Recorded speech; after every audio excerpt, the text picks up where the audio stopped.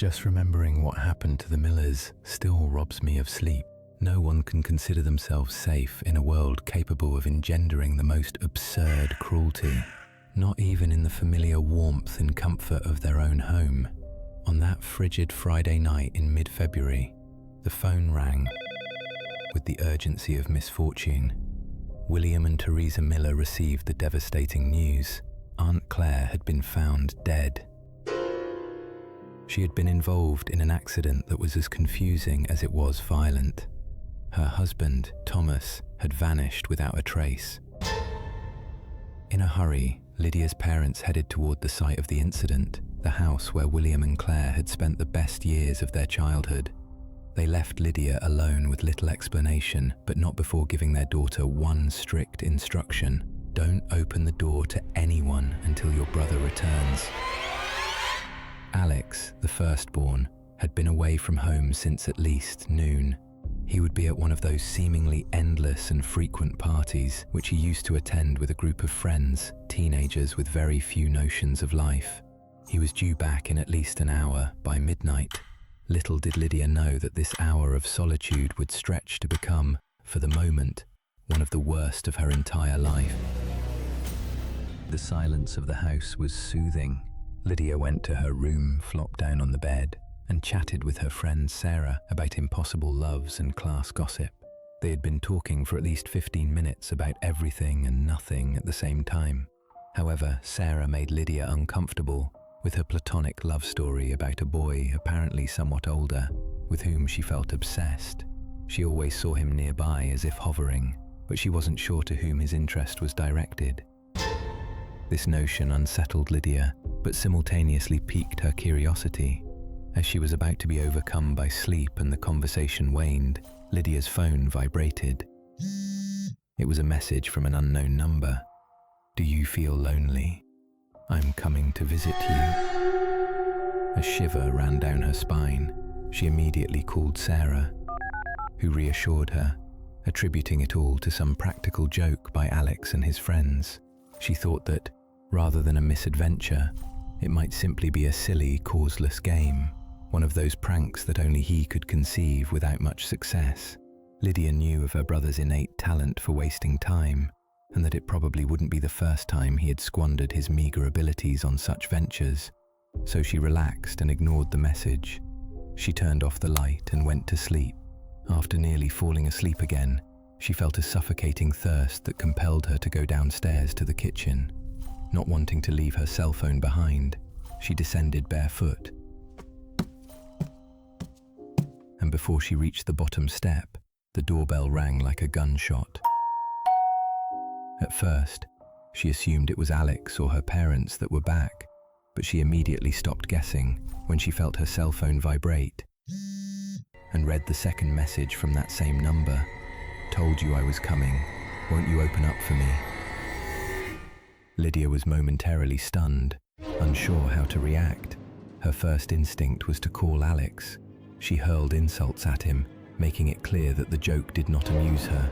He replied, denying any involvement in the situation, saying she was hysterical, and added that she should listen to her mother's instructions, not to open the door. For her, terror turned into certainty. Nervousness clouded her ability to realize something crucial. Rocky had not barked when the doorbell rang, which was unusual. He never stayed quiet with strangers. With a heart racing, she searched all over the first floor for that faithful friend who had been by her side since she was 7. She returned to the kitchen. The gloom carried a smell of rust. Then she felt something slimy and warm beneath her feet, but she couldn't figure out what it was because she hadn't even considered turning on the lights. The spasm filled the atmosphere. When everything was illuminated, she saw her crimson red feet and her footprints coming from the bloody bath, where the 7 pieces of his companion's lifeless body lay scattered. Right next to it was the weapon that had caused the massacre, one of the knives from the kitchen, the one that was missing. The grotesque scenario had taken place within those walls, so that the murderer had been able to enter her house without any difficulty at least once. and nothing prevented him from doing it again, she thought. Panic set in until it took over every sense, also due to the incessant ringing of the doorbell that the murderer used to taint her psychology. Lydia, in tears between horror and mourning, was hyperventilating. He should be right at the main entrance, she thought, about to enter at any moment. The girl ran as fast as her feet would let her to the back door, but she half turned the doorknob when terror struck. Her readiness to flee to the nearest neighbor's house was thwarted when suddenly a brutal force knocked her down from behind, throwing her to the ground. Her forehead was covered in blood, and she was overcome with pain and dizziness from the blow. Now, Rocky's killer was holding her feet and dragging her back into the house. Lydia's screams crashed against the empty walls. Loudly, she begged for help, but unfortunately, no one came to her call, and not even God heard her prayers. As Lydia was dragged like a barnyard animal toward what she was sure would be her end, the flickering red and blue lights illuminated her soul through one of the windows and gave her hope.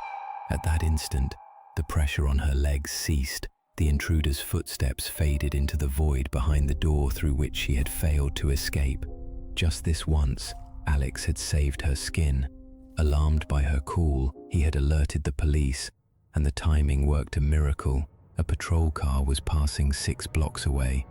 Police forces would do their utmost to locate the lurking murderer in the weeks that followed that night. The threat to the Millers would persist as long as the inquiry was unsuccessful.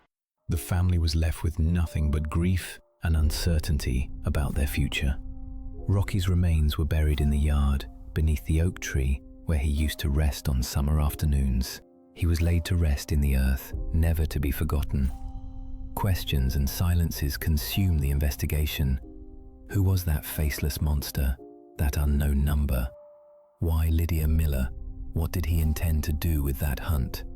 Why did it happen just after Clara Miller's death? Will he return? Fear settles in the most unexpected places, and, as has already been proven, the safest door can also be the most fragile.